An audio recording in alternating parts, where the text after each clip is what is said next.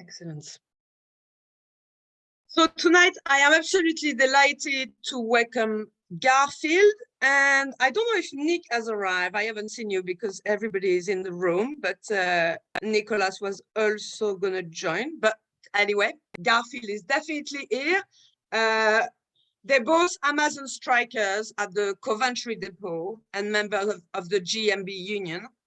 I met them last month at the We Make Tomorrow conference in Manchester that aimed to bring together workers' powers and climate justice. And they talked about their dispute with Amazon for the £15 an hour, and also their struggle with the company as workers and union members. But they also highlighted some of the environmental impact of the world's biggest retailer. They've just voted for another 6 months strike period, and they've announced yesterday dates for the next strikes on the 11th, 12th, and 13th of July. In a moment, I will share a crowdfunder that is online where you can make donations to support the strike. But I'm sure that Garfield will also give us some more information how we can support them.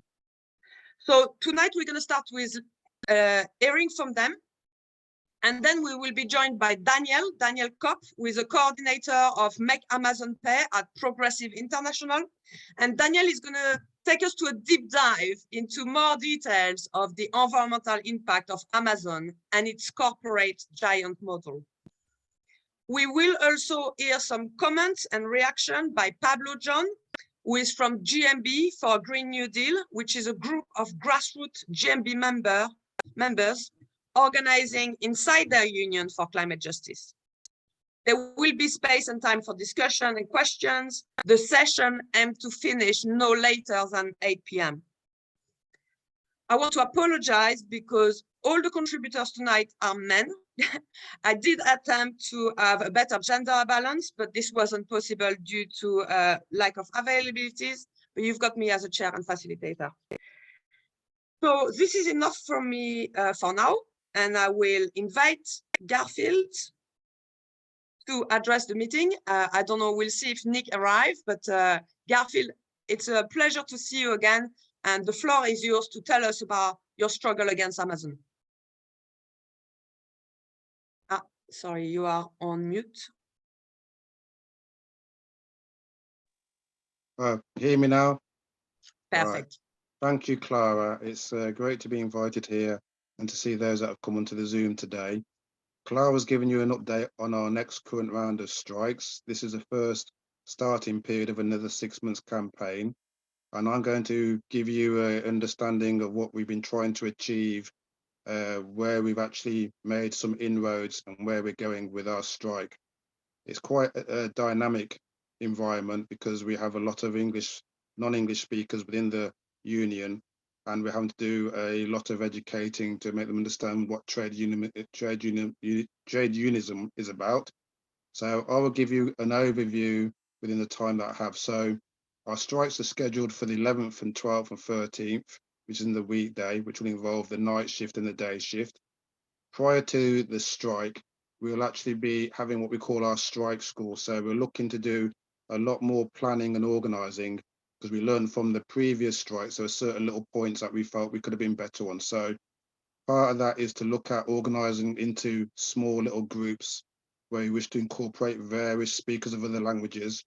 One of the things we found that communicating or getting through to the people we're talking to, you need to have some kind of a little story or a little patter to explain. And we found that some of the members were probably struggling to articulate in the way that I can. So they'll be following around certain individuals, seeing how they deliver the conversation to those that we stop. Then hopefully then they can use my style of delivery or other style of deliveries from other leads there to communicate effectively. So strike school is going to look at also ways that we can use communication to get our messages across, because where we are down in Coventry, once we start to slow the traffic down, we then find that we have to cover a distance between a set of vehicles, and the police have been kind of stepping in there to try and be disruptive in a way to make it less effective. So we're thinking about using communication devices as part of a way to be able to communicate further down when we're out of sight of each other, just to try and get one step ahead of the police. Again, when we actually stop the people coming in, we're looking specifically at the new hires, as there's 1,300 of them on site. And we're going to try to make them understand the reasons why we'd like them to come and join. We understand there have been barriers raised about immigration status and their visas and so on, and they're fearful of the repercussions that they will have with Amazon. We're not using anything in the way of force. We just want to make them understand what we're trying to do is for everybody's benefit. And hopefully, if they come back again, they too will have the better terms and conditions.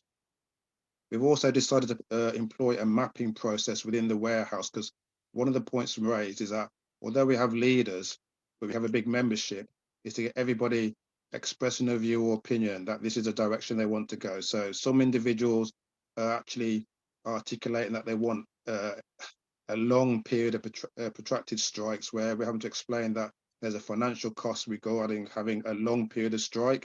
And with the numbers being so high now, that cost has gone up considerably. So what we're looking to do is get a picture across the warehouses of the certain departments, establish who the leaders are within those departments. And we're going back to the days of the convener, shop steward kind of working within the building. So we want people that can actually be there on the floor within certain areas to be able to pick up the views that are being expressed. Also then to feed it back into what we call the shop stewards, and then for them to be able to take it back so we can get either a real-time update as to what's going on at site, or for later on when we go to our Zoom meetings to try and get the numbers across. Because what we found on the Zooms, as though we have 800 members, is to get them or get the vast majority to be able to attend a Zoom, because we work such different shift patterns that no 1-2 people would be actually on the same shift without having to drop a shift. So we're trying to get a process in where members can express their views either on the floor or through the conveners, shop stewards, and also through the reps we have on site. And then we're looking to feed that back in. So one of the things that's been suggested is that we're going to create a newsletter, which will actually have a question and answer section. I've suggested if we can try and do it in other languages, that would be fantastic. But we want to actually put our stories across so that people can understand what we've done so far, which is to get a pay rise from Amazon, although it's been small at 250p offers. We also had a £500 bonus last year, which wasn't on the card.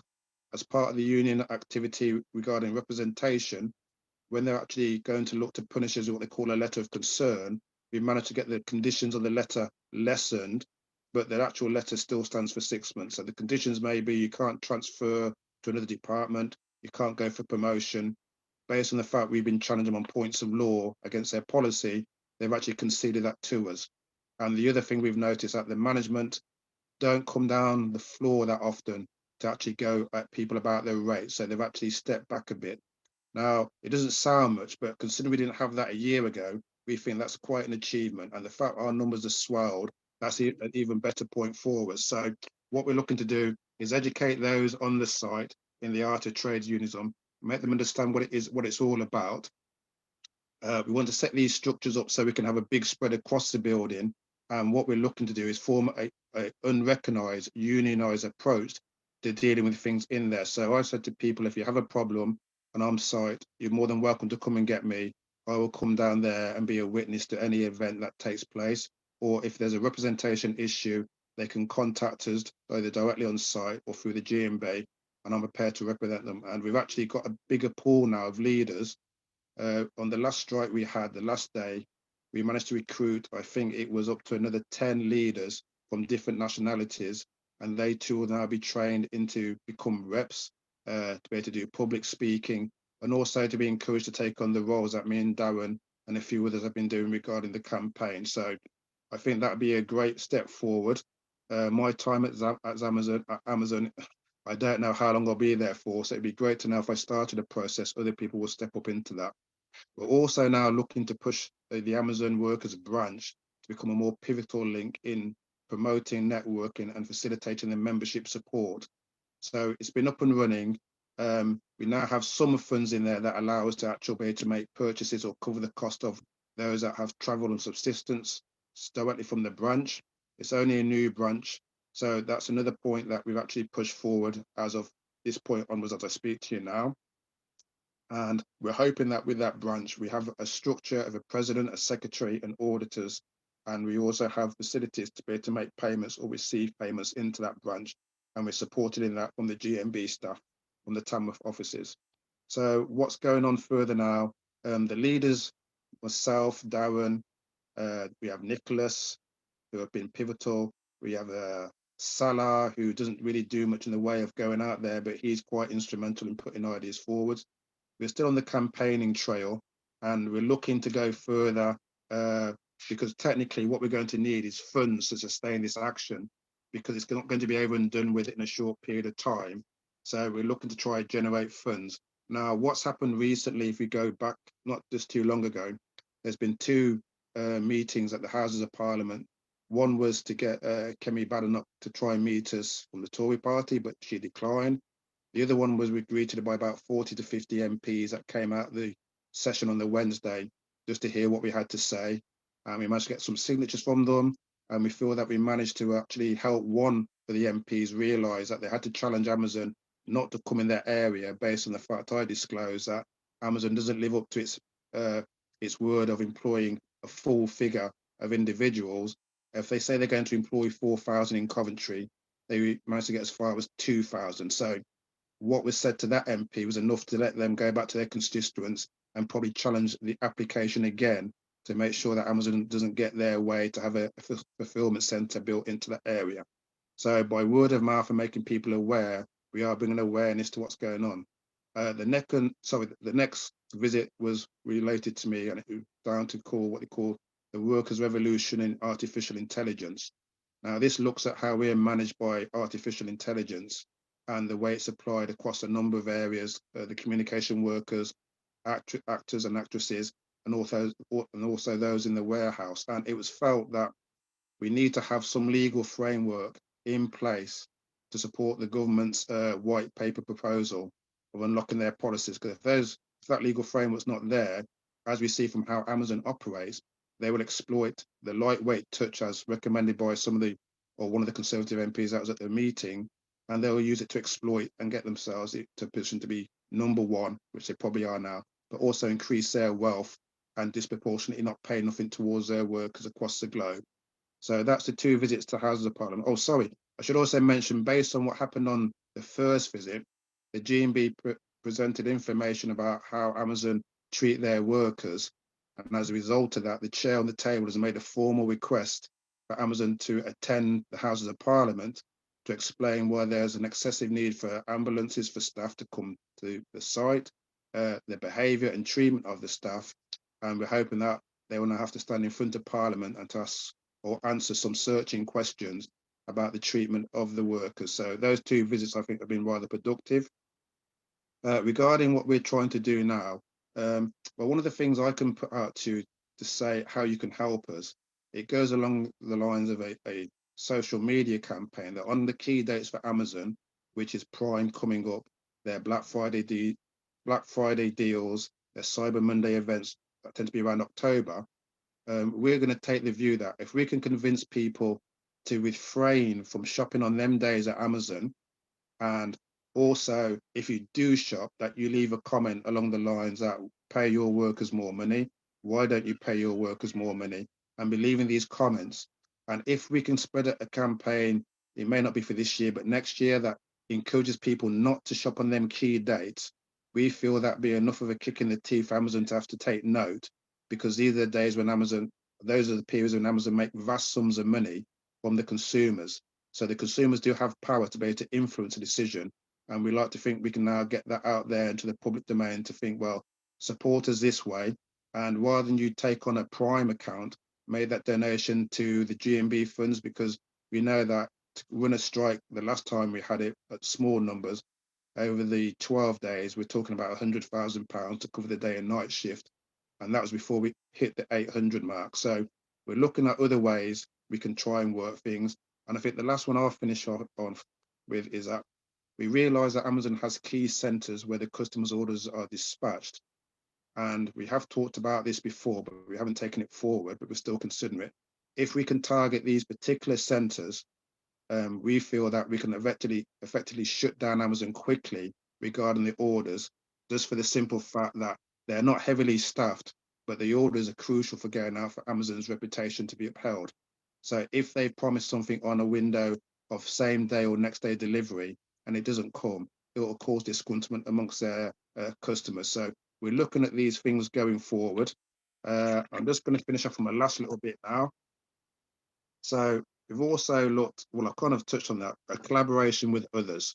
So I would feel that if we can galvanize later on with other organizations, although the GMB are not fully endorsing of the action, but we can find a way to kind of be a hindrance to Amazon in their supply logistics, we feel that we can have a greater impact. Now, I realize, having been up to the Manchester conference about Remake Tomorrow, I do say that the unions and activists from with the Care for the Planet, you know, we all have a common shared view that capitalism is a problem because it really exploits the resources from the planet and the workers, and our planet is under attack.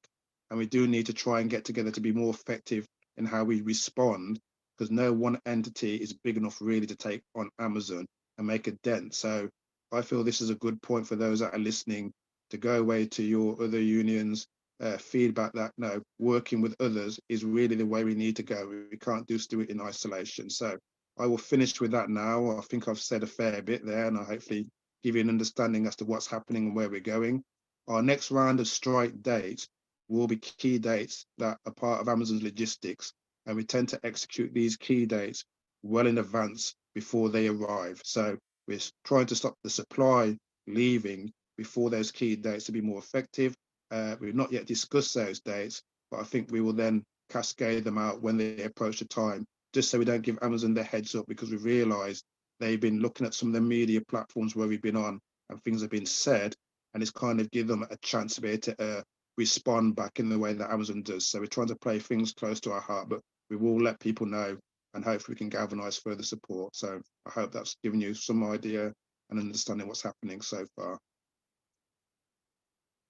Thank you so much, Garfield. And yeah, really inspired to hear about your dispute, but also in particular about some of what you've talked about the organizing methods, and really trying to like push democracy and everybody to be able to express their view, including people whose language, first language is not English, using translation, the idea of the strike school. It sounds, you know, absolutely amazing. Thanks so much for that. I don't know if Nick has joined us yet, but maybe I'm going to take a quick break now to see if there are some immediate questions.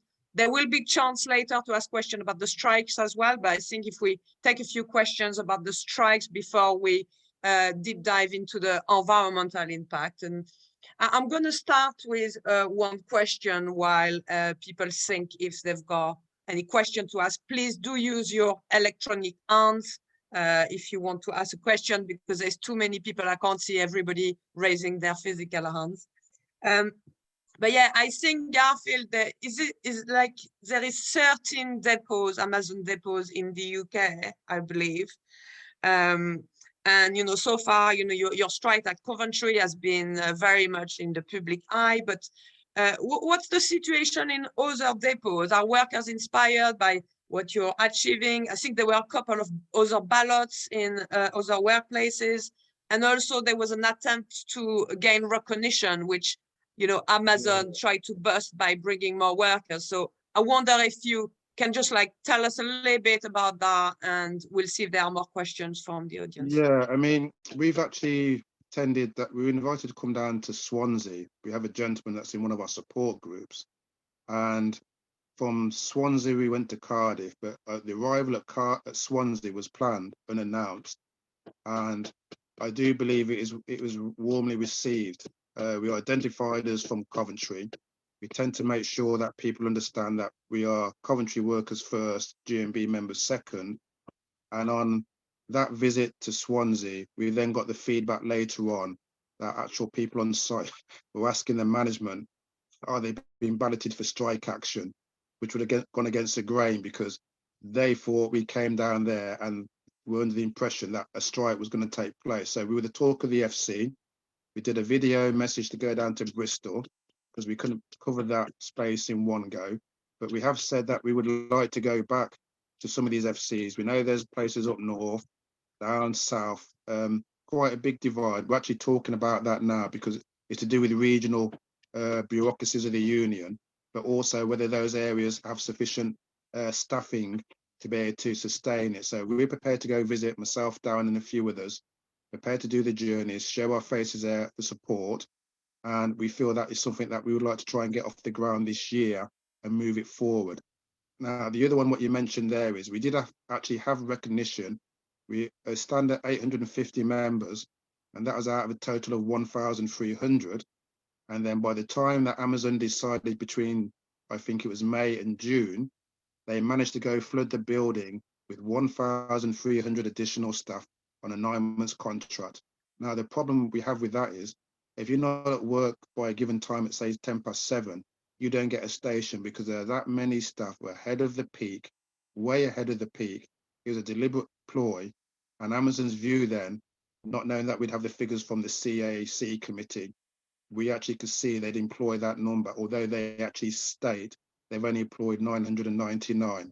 But that is beyond the capacity way before Christmas. And that's why we then had to withdraw the application, because to have gone at that point with the new hires having been kind of told that your job's on the line if you go down the route of the union, we felt that we would have lost the vote. And of course, that means you're then barred for 3 years before you can do it. And I think that would have destroyed the union at that point. So that's why we withdrew, only in response that Amazon then flooded the building at breakneck speed. And as we talk, I do believe there appears to be more new hires coming down that route. And to be honest, I don't think the building can hold that capacity. So you're talking about 2,700 across the night shift and the day shift, which is a hell of a lot of people in the building. Thank you, Garfield. That's great. I've got one hand up, so I'm going to take that question and then we'll move to the second part. But there will be chance later to come back to the strike itself. Bryce, would you like to formulate your questions or comments briefly? Yes, thank you very much. Yes, I'm actually an Amazon worker myself, and I'd like to know, Garth, what we can do to try and support and to try and show solidarity. Because basically, I just wanted to say that I feel so fired up about this. I just want to see what more we can do, and I know that there's another bit just also in terms of accessibility. There's also a person called Del Inspirn, I think her name's called Eva, is wanting to come in. So just wanted to let you know. Thank you. Well, thanks for that, Bryce. I mean, what we would like to try and do is encourage workers to feel that they have a voice. And one of the things that we've been doing on our site in the building, we're actually telling the management on the VOO board, this is where the voice of the associate, as what we refer to as workers, can be aired. Now, those voices are being read by other people in the building, and it's now making them feel or have an awareness that there's other people that understand what's going on. But what it requires is for people to be brave enough to stand up, to put well, you can do it anonymously, but I tend to just do it with my name so they know who I am. And that's a good starting point, but also to talk amongst yourselves about the relevance, because a building doesn't have to be having this magical figure for unionization. What you need is a number of members that when they're voted for, they're prepared to come out and strike. And as far as Scotland is, we do know there's some historical sites up there. We would like to think that myself and Darren would be prepared to travel from one end of the country to the other to show solidarity and unity and be on a picket line if required. So get people talking to each other, decide if you want to become a leader, and a leader means just being a pivotal point of contact, being there for other individuals, but also that if you need to make decisions later on when you have a structure, you're already in place and people will come to you and want to speak to you. So that's one of the better ways. And any small donation you can make via your branch would be greatly appreciated, because at this moment in time, we know that we need to get a fighting fund for what is going to be a long battle with this company, because we want other FCs to be able to feel they're part of this £15 an hour claim, and it isn't just in Coventry. Garth, thank you so much. Just want to quickly just say that I'm going to drop my details to you on chat, and I'd like to, if you'd like to get in touch with me, because there's some things that I'd like to just address I can't Okay. address them here for obvious reasons. Yeah, of course, I understand. Thanks so much, Bryce. I have reshared the crowdfunder as well in the chat. So, make sure that you donate if you can, but also share with your network on WhatsApp and social media. I'm going to take a last question before we move on. I've got Stephanie, and I think that Nick has arrived on his iPhone. So then we're going to move to the sort of environmental impact, starting with Nick. But Steph, do you want to ask your question or share your comments? Thanks, Clara. I'm in awe of the way that you're managing to organise in such a hostile environment, honestly. So, anything we can do to sort of publicise and maximise support, we're really keen to do that. One question is, have you looked at the route? I don't know what the GMB's position is on this, but have you used the route of using health and safety reps? Because they do have much more statutory powers or protection than individuals who are not in a union or trying to join a union, especially if you're talking about overcrowding and the ambulances coming in so often. It might be sort of one more sort of way of sort of agitating and getting more engagement with people on real issues for them. Yeah, that has been mentioned a couple of times now. What we said we'd like to do is get onto a health and safety committee, because to be honest, they had one good individual there and she made sufficient noise. They moved it on to nights. And one of the things we tend to do is voice a concern that productivity always takes precedence over safety. The last one recently was when the baler packed up, none of the lines could take the boxes away. They were falling off the conveyor belt. And this is a difference this time round regarding the voice. I took the health and safety officer to task.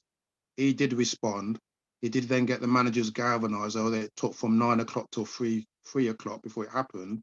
But other colleagues then were standing, quoting and shouting that the 5 S's, which stands for safety, everything has its place and it should be in the place. And if it's not in place, it's a safety breach. And they too were then vocal about telling the safety guy what was what. So yeah, that is definitely one of the things we're considering, that if we can get our foot in the building, we will definitely have a health and safety rep in sight. And then we will take them to task, because the safety, take it from me, is abysmal. I see it on a daily basis. They try and reaffirm safety, but when you're pushing productivity, that will go out the window. And it's when it suits, when it's convenient. Friday, things were being moved into their place, and that just triggered an automatic suspicious mode. And before I could ask the question, the gentleman says, "Oh, we're having a visit from the higher up." So whenever they're in the building, suddenly everything has to be spick and span and in its place, and safety matters. But when they're not there, it's back to the old ways of how they normally operate. So yeah, we definitely want to get that one addressed when we can get our foot in the door, and that will be a pain in the backside to them, because they will then be held accountable on that as well. Brilliant, thank you. I did see you, Eva, in the chat. You don't know how to put your electronic hand on. But if you want to unmute yourself now and ask your question, I'll take you before the next section. Okay. Can you hear me? Yes, we can. Okay. I've got a couple of questions. First of all, regarding people being recognised, is it ever necessary for people to, they're worried about being recognised and sacked, whatever? I've seen with other strikes, they kind of disguise themselves. Secondly, I've heard that some people in some Amazon places in the world get sacked at the end of their shift if they don't reach targets.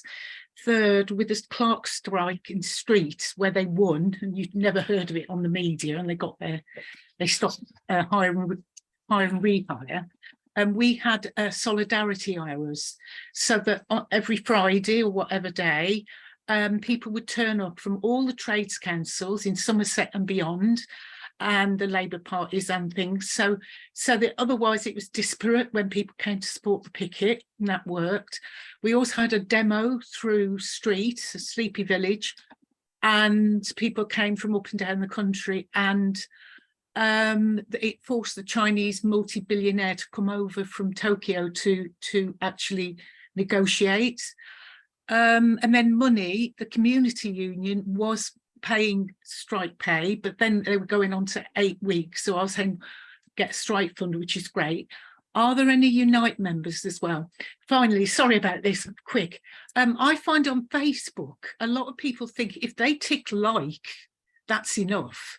And they don't, you know, like with the CWU picket in Glastonbury, you know, people live literally in spitting distance from the sorting office. And I say, just come with me, you know, just for half an hour. Yeah, and they don't come, but maybe people's experience is different on Facebook. But okay, thank you. Thank you, Eva.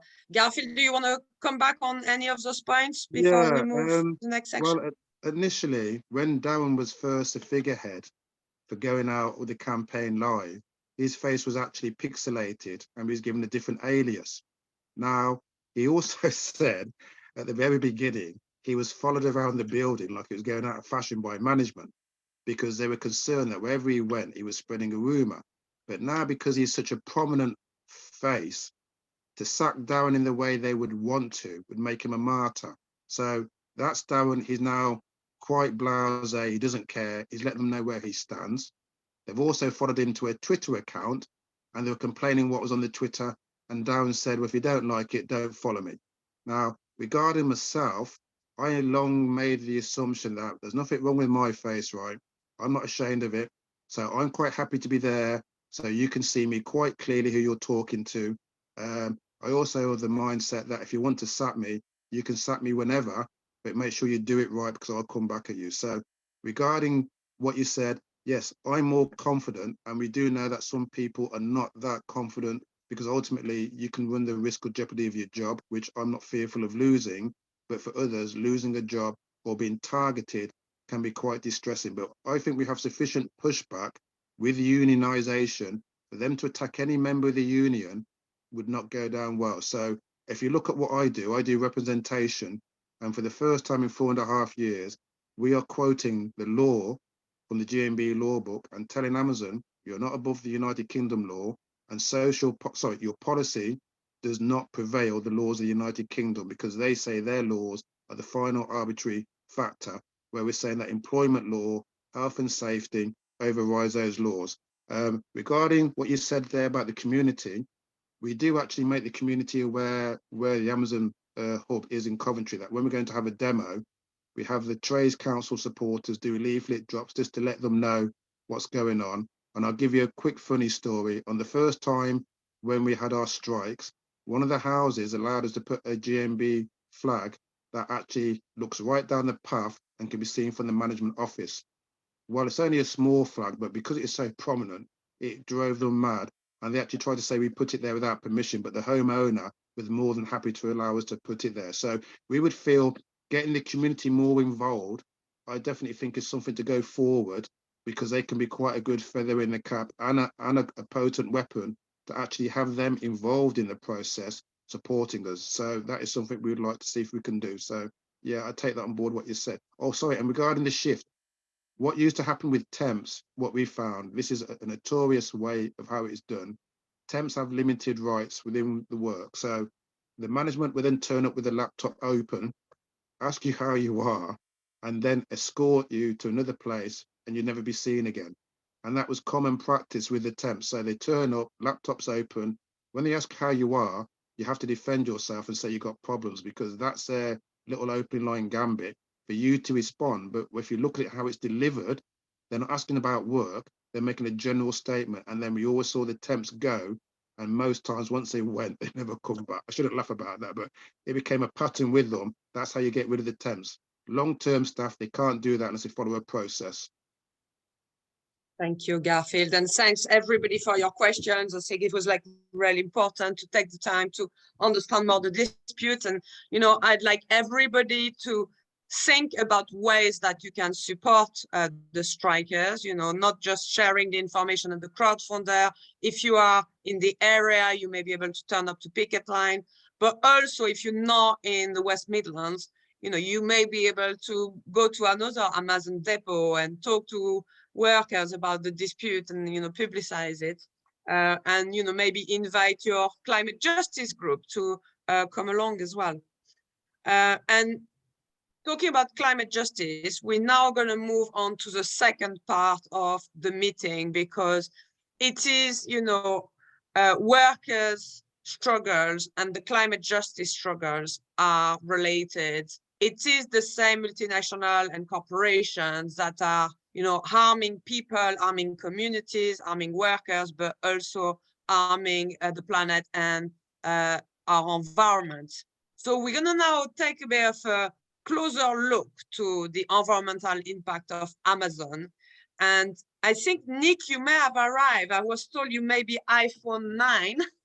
If you are here, I'll invite you to, you know, say a few words, because I know that you've spoken about that before, but we've got Daniel Kopp from Make Amazon Pay Global Campaign, who's going to give us like further details. But I just want to give a chance to Nick, if you're here, to say a few words first.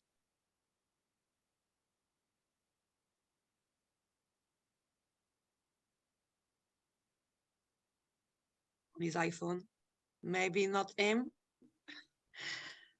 Hello, sorry. Yeah, I got a bit delayed from work today, so that's why I was a bit late today. Not a problem, Nick. Garfield has covered the dispute, but I think you were going to cover in a few minutes sort of some of the environmental impact of the company that you have highlighted before. Yeah, Garfield's the best at that sort of stuff. He, you know, I think as a team, he sort of covers all the strike stuff, and you know, with all the other climate stuff, I can run through all that. I mean, you know, as you guys are aware, you know, basically with Jeff running off to space, you know, how much pollution did he put into that? You know, I'm sure if you go looking at it on YouTube's and Google, you can see the damages that Amazon do every day. I mean, up in Scotland, apparently there's landfills literally filled up with dog foods and pet foods, because they're just they're getting close to expiry date. Instead of giving them to the RSPCA and the other cats and dog charities, they're literally just chucking them into landfills. You know, the amount of plastic, and I mean, to give you an idea, today I was in the back of a trailer, basically covering cardboard boxes.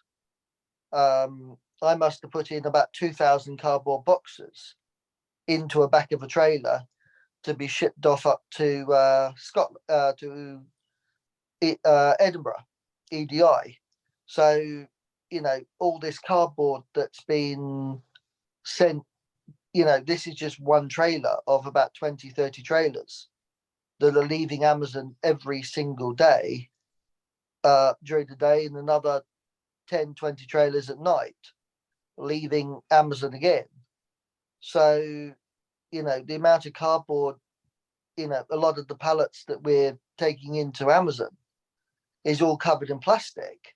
I mean, you're talking head to foot, you know, 1.8, 1.9 pallets, meter pallets wrapped from head to foot in plastic. We must have, I don't know, 2,000 pallets, 2,000, 3,000 wooden pallets. So we must have literally chopped down the Amazon forest of pallets that are just sitting in our warehouse, basically waiting to be used. So, you know, the amount of damage that these guys are doing is amazing.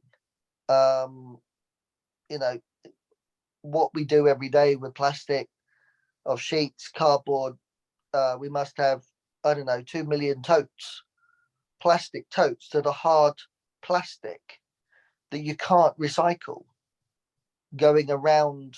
This is just sitting in Coventry. So there must be 10, 20 million totes floating around the UK, going from site to site, full of products for people to, you know, order and buy. You know, this is crazy stuff that Amazon does every day with their environment. Thank you, Nick. Now, that's great to hear, the insight about those issues directly from the workers. So thanks so much for, this quick overview. And I now want to invite Daniel Kopp, who is a coordinator of Make Amazon Pay Global Campaign at Progressive International, who's going to take us a little bit deeper about this, environmental impact and Amazon as a corporate giant model. Daniel, are you ready to come? Yeah, thanks so much, Clara, for having me. And it was great to hear from Garfield and Nick about the inspiring work that they're doing in Coventry and the battle against Amazon from the inside. I just maybe briefly want to say something about the Make Amazon Pay campaign for those who don't know it. Make Amazon Pay is a coalition of over 80 organizations and groups from around the world, uniting major trade union federations, environmental groups, tax justice and data rights organizations, and social movements, kind of under one global umbrella to take on the whole range of Amazon's abuses. So, of course, very centrally, labor rights, working conditions, pay, but also data rights, tax justice, competition, and of course, Amazon's environmental impact that I want to talk about today. The campaign has mostly taken the forms of global days of action. So since our launch in 2020, we've organized 3 of them, always on Black Friday. On the last Black Friday mobilization 2022, we had the first transnational strike of German workers and French workers together on the same day. And we had actions in, I think, 135 locations in 35 countries, all targeting different dimensions of Amazon's abuse. So that's just for Make Amazon Pay on the environmental impact. I think first, in my view, Amazon plays a central role in sort of shaping our 21st century economy. And I think that's why it's sort of a critical target, not just for the labor movement, as the, I think, second biggest private sector employer in the United States, but also for the environmental movement. And in fact, it's not just me thinking that. I think Jeff thinks so too. If we go back to 2019, when he announced Amazon's climate pledge after he came under pressure from a walkout by thousands of Amazon employees in Seattle, he announced it by saying, "We want to use our scale and scope to lead the way." And I find this statement very interesting because it both acknowledges that Amazon's huge business with a significant climate impact, and I think it expresses Amazon's self-image as a potential climate leader that can show others the way. I think on the first part, so Amazon's scale and scope, I just want to put things a little bit into perspective. Amazon is by far the worst polluter of the big 5 tech companies. So that's Alphabet, Amazon, Meta, Apple, and Microsoft. In 2021, it emitted 16.2 million metric tons of CO2. That's obviously very abstract, but in comparison to Meta, Facebook, that's 20 times as much. So I think the sheer size and carbon footprint of Amazon makes it a critical target if you want to achieve any sort of sustainable future. On the second part, so Amazon's potential role as a climate leader, we can basically turn Jeff's statement on its head, as Amazon is driving down labor standards across whole sectors of the economy, in retail and logistics, it might also be driving down environmental standards. If you look on the Amazon website, according to its own data, over 300 businesses and organizations have signed the climate pledge since 2019. But as I will tell you in a bit more detail, Amazon is failing horribly to fulfill its climate pledge on all fronts. It's essentially pure greenwashing. So I think if we follow that logic, then building power and winning at Amazon, and for the climate justice movement, for the labor movement to work together to not just create better working conditions across the economy, but also better environmental standards, is in the common interest. That all sounds maybe very abstract, so I just want to speak a little bit more about the concrete sort of environmental problems with Amazon. I mean, Nick has already spoken about some of them, so maybe I'll just mention some others that maybe often get unacknowledged. First, as I mentioned before, Amazon does not fulfill its climate pledge. In fact, it's failing horribly. One part of the climate pledge is to achieve net zero carbon emissions by 2040. but since the pledge was signed in 2019, Amazon's emissions have risen by 40%. So that's 10% each year. That's already obviously a massive increase, but in reality, the increase is likely much higher. For instance, unlike other e-commerce companies, Amazon significantly undercounts its carbon footprint in two ways. First, it only reports emissions on sales of Amazon branded products like Alexa, Echo, whatever. But that's only 1% of total sales. The other 99%, whether that's third-party vendors or products fulfilled by Amazon and sold by Amazon, are not counted. That's 99% of them. Second, Amazon does not account for what is called Scope 3 emissions, so those that come through its supply chain. It also discounts those. As we've seen 3 weeks ago, when Amazon employees again walked out in Seattle over, Amazon's failure to uphold the climate pledge. I think in the same week, Amazon killed off a program that was also part of the pledge called Shipment Zero. The goal for the program was to halve all of its shipments, the emissions from all of its shipments by the end of the decade. But they just killed it quietly, took it from their website, didn't tell anyone. So I think rather than working towards actually fulfilling the climate pledge, Amazon is creating a dynamic that drives down environmental reporting and standards of its competitors. That's obviously in nobody's interest. Second, Amazon hurts frontline communities and accelerates environmental racism. That's in particularly true in the United States.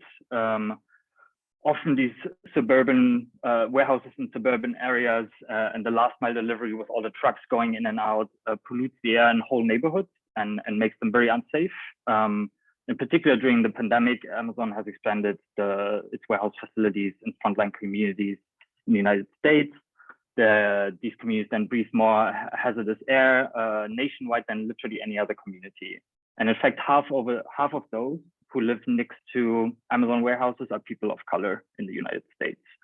On the other hand, it's not just that. I'm working with a campaign in South Africa called Save Our Land. It's a campaign led by indigenous people, as Amazon is building its Africa headquarters on one of the last remaining lungs in Cape Town, a site that's also sacred to the Khoisan San people in South Africa.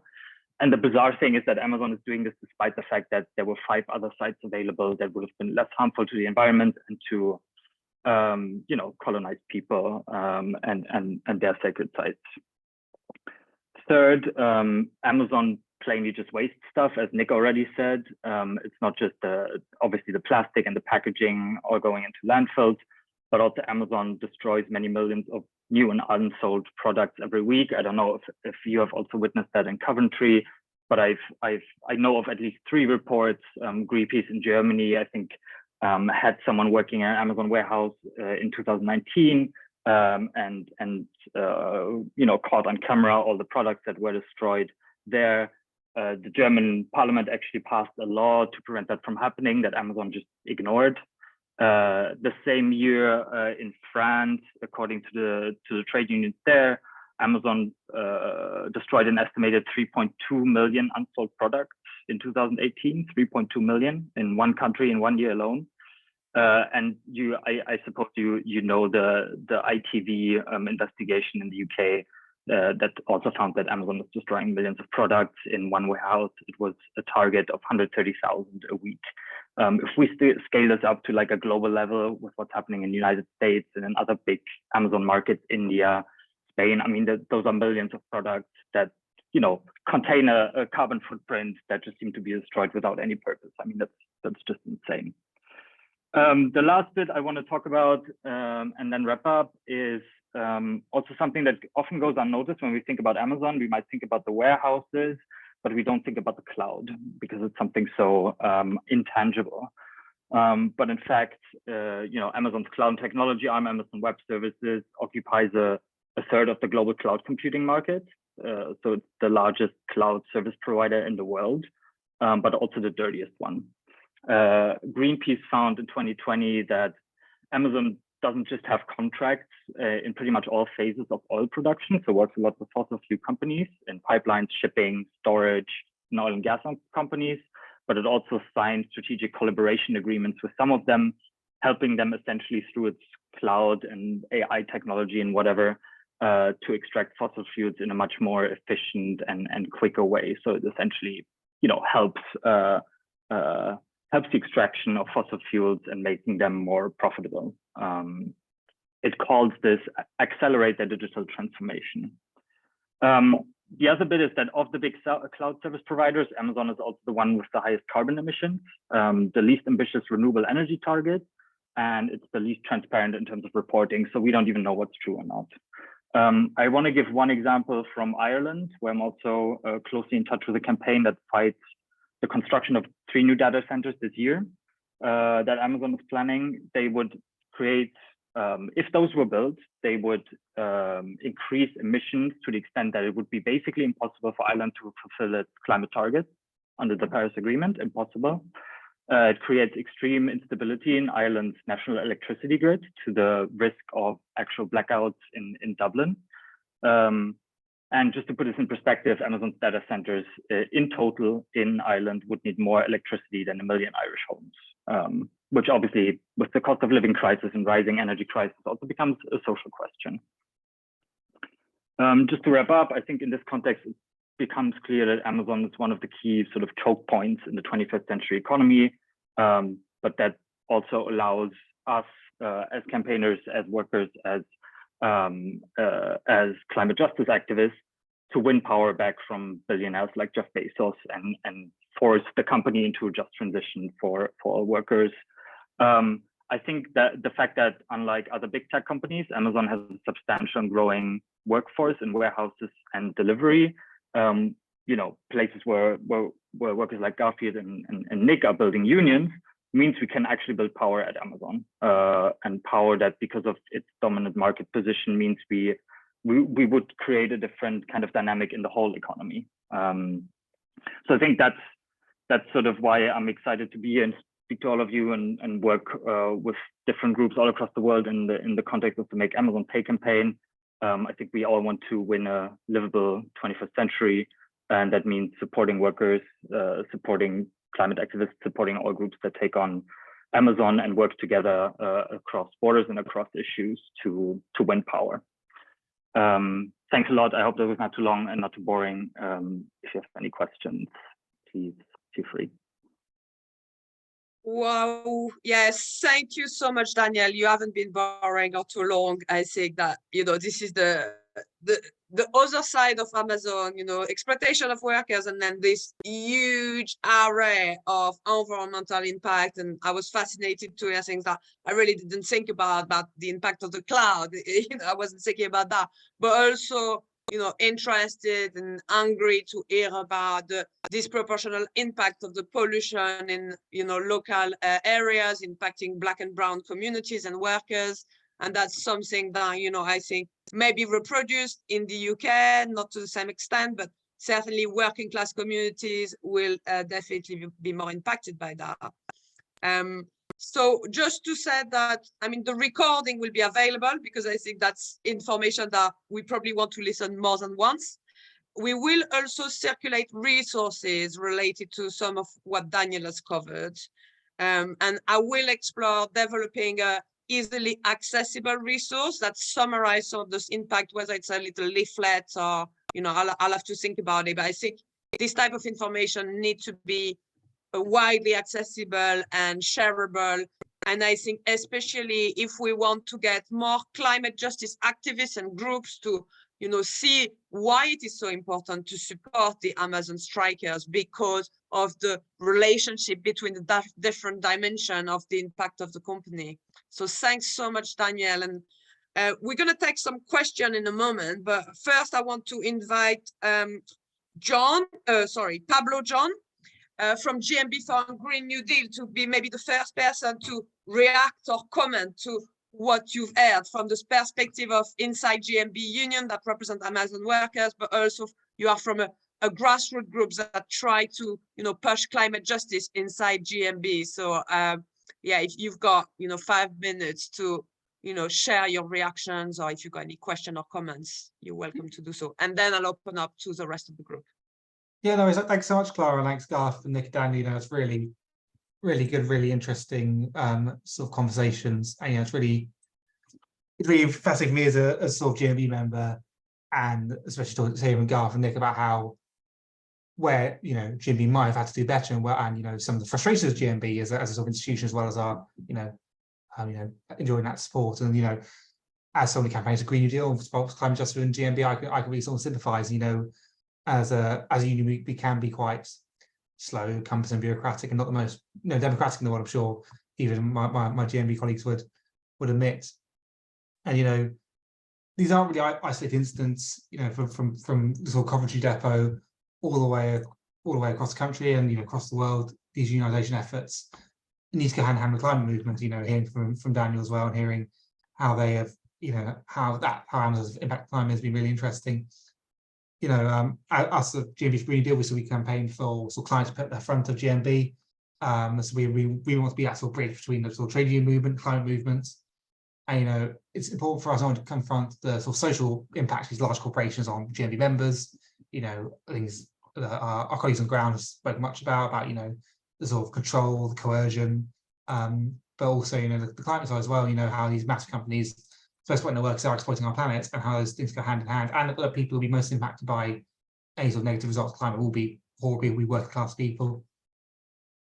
And also the section on digitalization, use of AI, what I found really interesting. Very exciting as well, a bit dystopian.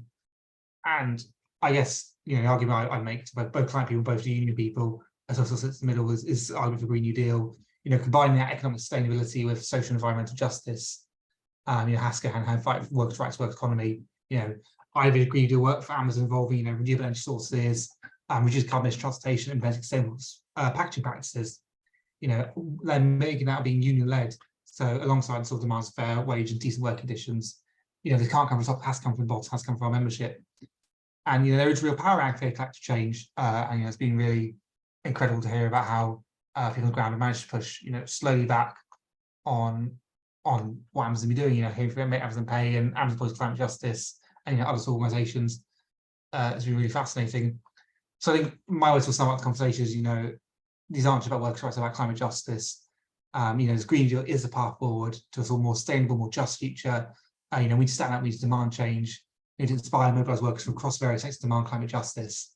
And actually Amazon works serves that sort of broad catalyst, being the biggest guys, being, working on the biggest dog in the fight, means that we can sort of hopefully try and spread out amongst, the broader sort of retail industry. By amplifying those voices, we can connect struggling workers and large climate movement together, and we'll try to push sort of step change. So I guess my first question is probably one for Garth and Nick is, when you guys are on the ground, when you're sort of talking about, the sins of Amazon, of course you guys coming at the way they treat their workers. Does climate ever come into it? Does environment ever come into it? Like, do your fellow workers on the floor in the warehouses sort of talk about, we're doing a lot of that, Amazon's doing a lot of damage here? Is that ever sort of something that came across your minds? Thank you so much, Pablo. And I think that's a good opener to see, does the climate impact or the environmental impact comes up in conversation with workers on strike. Garfield or Nick, do you want to bounce back on this one, and then we'll take more questions? I'll take that one quickly, and I think Nick can add if you'd like. It's a funny one because no, you don't hear it directly. I mean, my awareness has come from, if I get this right, down London, I attended one, Global Justice, I believe, and We Made Tomorrow. And those two organizations gave me an insight, but my general knowledge is that Amazon is a huge burner and waster of products. What we mentioned about the landfills, you can see they have things that are brand new. They're not being collected. Rather than give them to the workers and make something for charity, they'd rather throw them away into landfill. So the exposure there, for me, I have that knowledge, but most of the workers, we'd have to probably start asking them at work how they feel. I don't think they've had that connection regarding what they do. But when you look at the boxes that you handle, I say you've cut down a tree, right? And those boxes then going to be recycled or in the bin, and that's pure waste. And sometimes the boxes are not even filled, and they've put packaging there. So from my personal view, I understand they are a huge waste, but the scale of it has now been brought to my attention. And I think we need to kind of perhaps throw that in the education of trade unionism, but you know, it's your planet. You need to save it because it's being burned to death. Thanks, Garfield. I don't know, Nick, if you wanted to add anything to that.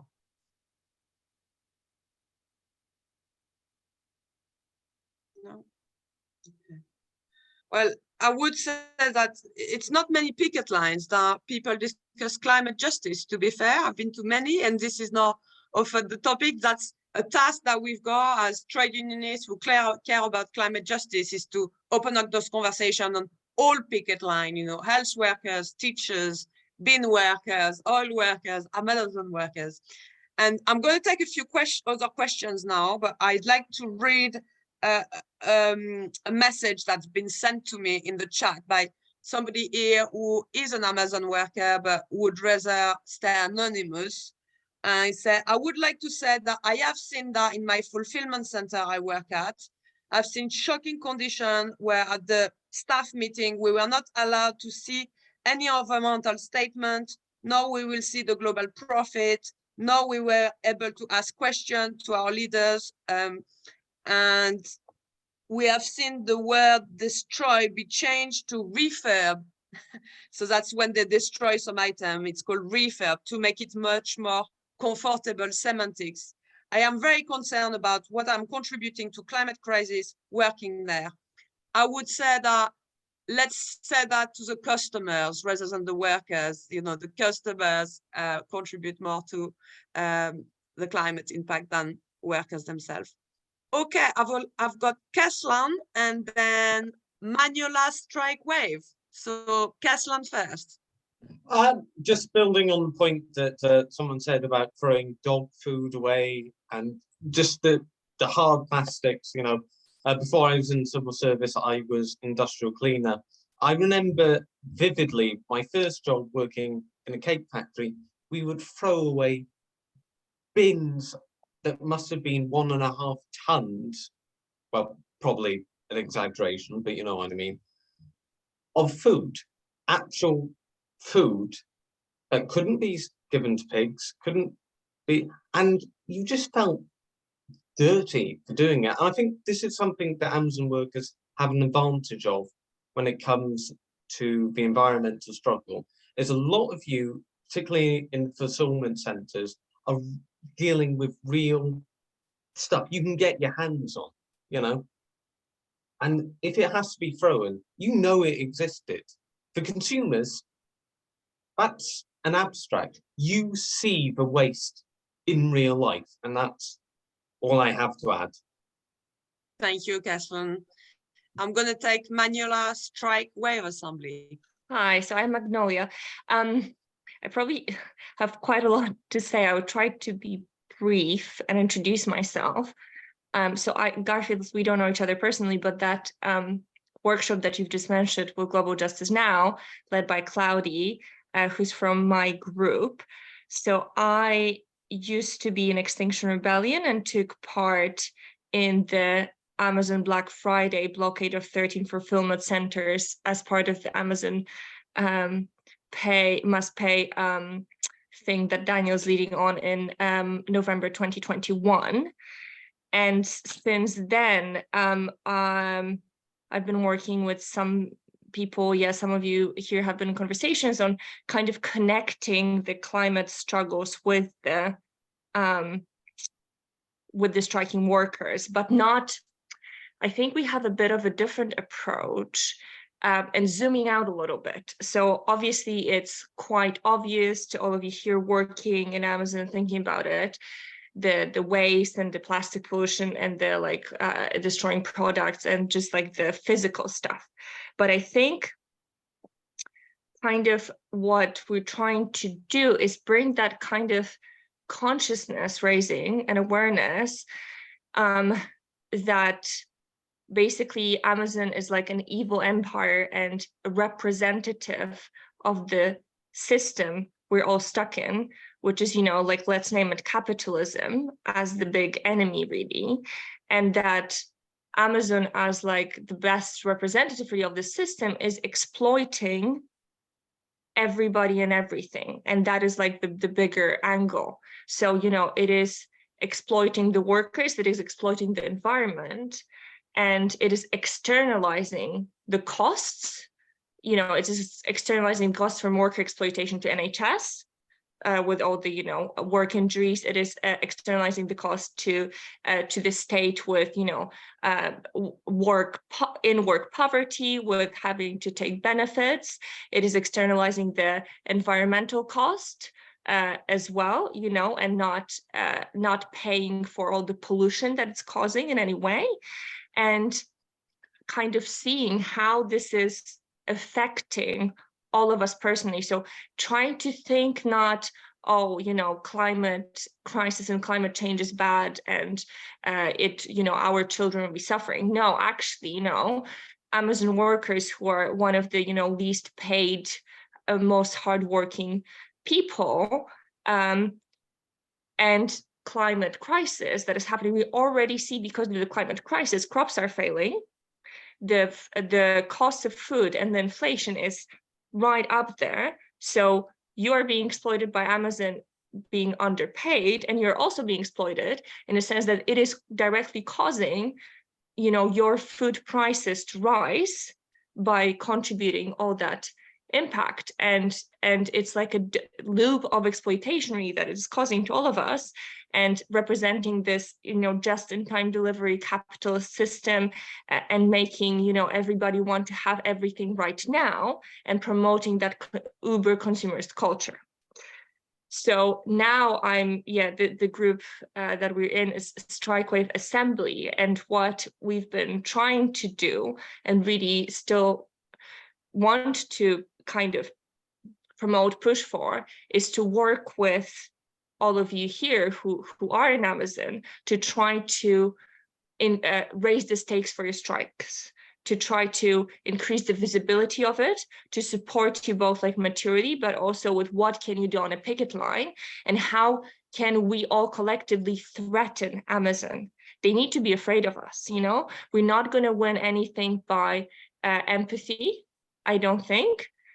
They have to feel threatened. They have to feel that the workforce is coming together, and the climate activists are joining them, and they will have to face us all, and they will have to change a lot of things, you know, about their business, and restructure, hopefully, you know. And I think we have to design kind of some interventions that will really make them feel the heat of the situation. So I will leave my contact details in the chat if you want to talk about it more later, and if you want to, like, you know, have us work together, which I think really need to do, to think about these things that we could do, like, please reach out to me. Sorry, that was a bit long. No, that's right, Magnola. I was speaking to, you know, some other XR people who took part into the depot occupation in 2021. So I've shared the link of that action. So I was hoping that somebody would be able to join, but it wasn't confirmed. So thanks so much for that. And I think as well, it may be good that, you know, some of us, like sort of like workers and climate activists, may want to have a chat as well to come up with ideas that we can put forward to the Amazon workers, because I think they're already like really busy with their strikes. So that's something we can do, is come up with suggestions that, you know, they may want us to go ahead with. So happy to, you know, be part of those conversations. Okay, I've got Ian next. Okay, thanks. Fabulous meeting. And just following on from Magnolia's, sorry, the earlier speaker, marketing and culture jamming. So all those boxers have got a big smile on them. So Amazon makes you smile, and they're very clever at marketing. So you smile as you click a button. You've got a convenience drug. So at 6 o'clock in the morning, you can fire your order off, and then you'll smile when you get the box and stuff, and the product comes out. So I think there's something in unraveling that culture that they've created. That's their marketing, isn't it? And PR. I'm reading a book called The Language of the Third Reich by a guy called Victor Klemperer, that shows how you can use language to shape people's imagination and shape the way they think. So I think we need to be aware that this cultural stuff is in deep. And the other thing is I get involved with New Lucas Plan. We've been banging on about technology for ages. So all this stuff about AI, I think the big unions need to start to unravel and unpick what it means and what's coming down the track. Because I mean, often they'll amplify their capabilities when they're not really there. But I think we need to have a grounded view on what's coming down the track in terms of technology. But a great meeting. Thanks. Thank you so much, Ian. I can't see any other hands up, so I'm going to give a chance to maybe start with Daniel, if there was like any of the question or comments rather that you may want to come back on. And then I'll also ask Garth and Nick if they want to add anything before we wrap down this session. Daniel? Yeah, I don't think I have any particular reaction other than that I would love to continue being part of conversations about what we can actually do together in terms of next steps, also in line with what Magnolia was saying, like actually have those discussions about, you know, tactics, things that we can focus on. You know, I think something like the waste and wasted products and the packaging and this kind of stuff, there's a clear alignment between, you know, the labor movement and the climate justice movement. So maybe that's a starting point to then move on to other things. Yeah, just saying that I found this meeting really inspiring and really useful, and hope to, yeah, stay in touch with everyone who's keen to be involved in this. Thanks for that. And yeah, for sure, this is only the start of a conversation. And I think that the first time that, you know, the link between the workers and the environmental impact is, you know, happening in a session, a meeting like this. So this is only the start. Garth and Nick, would you like to come back on any of the points you've had? Yeah, well, I'm a bit different to a lot of Amazon workers because I think I have a bit more of a green environmental conscience that tends to think about these things, because what you said really, it's exploitation of the workers and all the external factors, their health, it drains the NHS. They're all interlinked. And it's something I don't think the union, because they've had a stance that hasn't really moved with the time, has recognised that. And it's only now probably being brought to light that there is a relevance of everything is connected. And for us to achieve, we have to work with activists. I mean, yeah, the activists kind of have the reputation of being loony, and I don't know why. Perhaps because you do things that other people wouldn't consider. But sometimes you do have to be a bit more in your face and incendiary. You can't be saying, well, come on, because the conversation at the Parliament this last week was everybody else realised there's legislation required. The Conservative MP was advocating light touch, and I nearly lost my temper with the man. I had to talk back to him through clenched teeth. I thought, we're seeing the same abusive pattern from your side, your group, that has no consideration for anybody. So I would definitely, I have your number down, Magnolia. So at some point we'll touch base. I don't want to talk too long because Nick may have something to say, but yes, that wastage is frightening to hear just how much is being wasted across the planet. And if you to probably put that, liken it to a country, they've probably exterminated some small low-lying countries with that waste. It's unbelievable the amount of waste. And as Nick's highlighted from his perspective, you see that 24/7, 365 days a week, you're literally consuming the planet for that horrible world of capitalism. And there must be other models that we can follow. I talk to people about socialism and it's like it's a bad word, but I said, you know what, you can give some aspect of it a try. You can't keep going along the route of capitalism because it's devouring it for the few who are benefiting. So to me, this has been a very, very good meeting. I'm glad that we met Clara, we met again, and hopefully she'll be making sure that I'm invited along so I can keep up with a lot of like-minded people, and hopefully we can try and get a bit of a movement going, and the Green Deal can actually chip away at the GMB and point out the relevance that they need to consider this. And a lot of other unions should also be thinking about this. So I think it's been a fantastic evening, and thanks for having me. Brilliant, thank you so much. Nick, did you want to have the last words?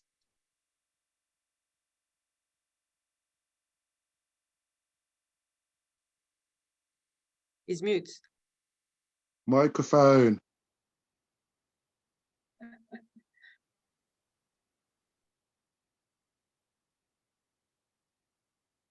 Okay. Sorry for that. It's just getting used to my phone here.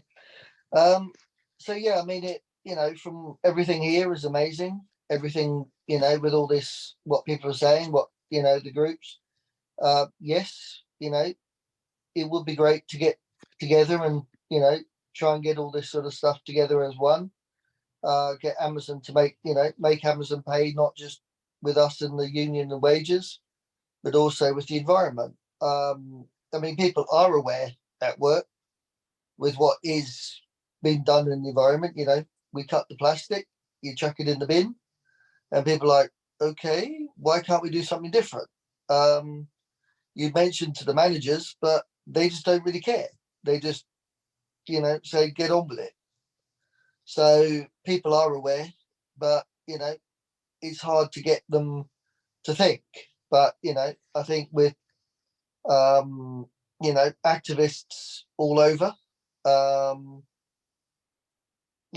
if you ever want to come down to Coventry, we'll be welcome to have you guys. Stand there, wave your banners, wave your things, wave your flags, with your climate change. I'm sure Amazon will love you. And managers walk up and down the street.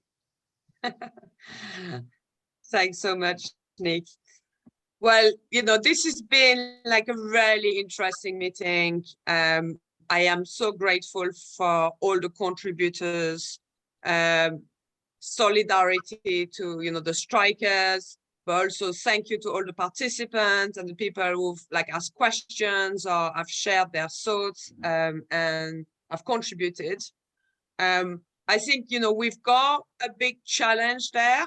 This is not just about making Amazon workers aware of Amazon environmental impact. This is not just about making customers aware of Amazon impact. I think it is about linking the dots between the different dimensions of justice and injustice.